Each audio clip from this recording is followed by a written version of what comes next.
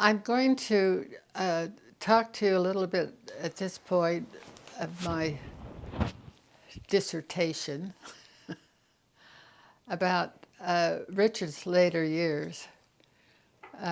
After he was released as regional representative in '96, he was called to be mission president of the California Sacramento Mission. And we had many wonderful experiences with our missionaries. He enjoyed having visa waiters come, and he seemed to think they enlivened the mission. And so, as a result, we had over 999 missionaries. Well, we had 999 missionaries go through our mission, which is more than most missions. So that kept me making dinners and lunches for these missionaries as they came and went. But they did add a lot of life to our mission, and some of them stayed as long as 6 months, some as just a few weeks, but a lot of them stayed 3 and 4 and 5 months.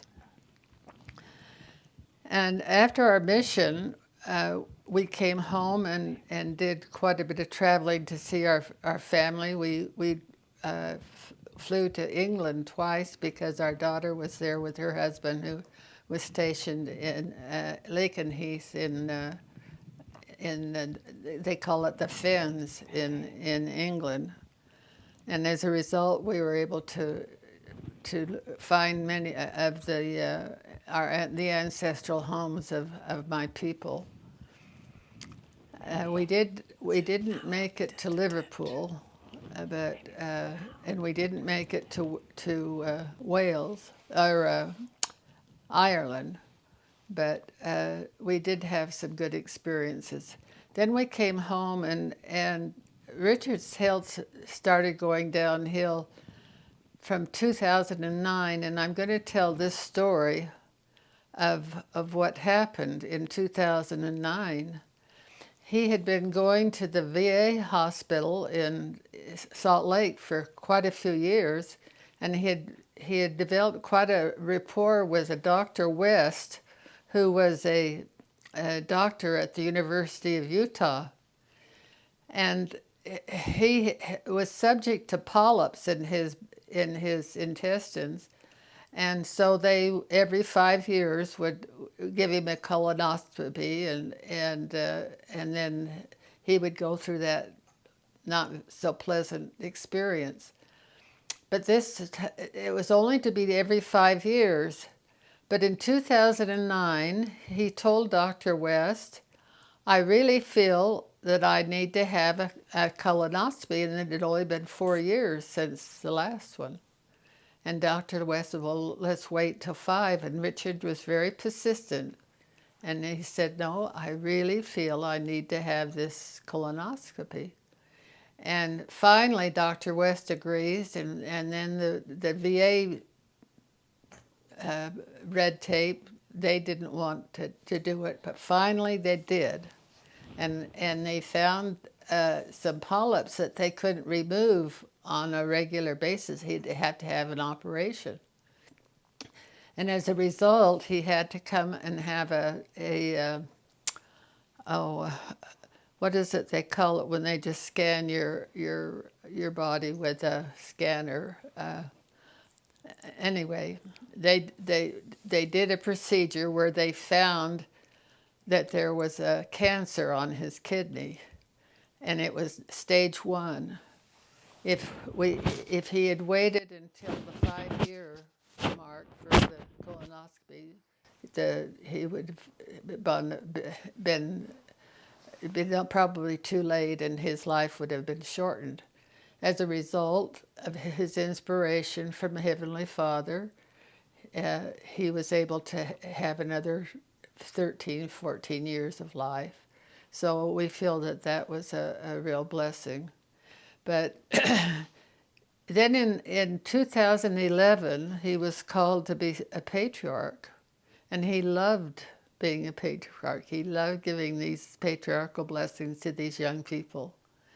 But it was only lasted for 2 years because he had a stroke, and he wasn't able to do the job of patriarch the way it should have been done, and so he had to be released. And that was one of the hardest things, I think, that he had to experience in his life.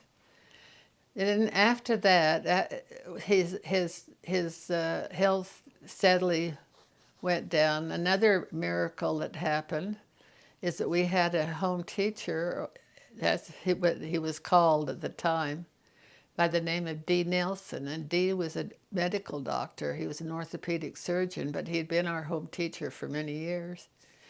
And he was about to leave town, but he felt inspired to come see us before he left town. And Richard had been having pains in his chest, really bad pains. And when Dee came to visit and Richard explained what was happening, Dee said, "You get to the hospital right now. You have blood clots in your lungs."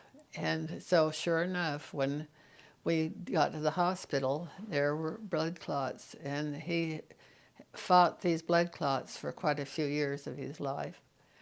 And then he would fall. He fell one time here in the living room and broke several ribs, and that's not a very pleasant experience, to break ribs.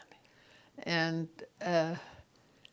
then it finally turned out, after the last fall, he fell and broke his hip. And that was where I wasn't able to take care of him any longer.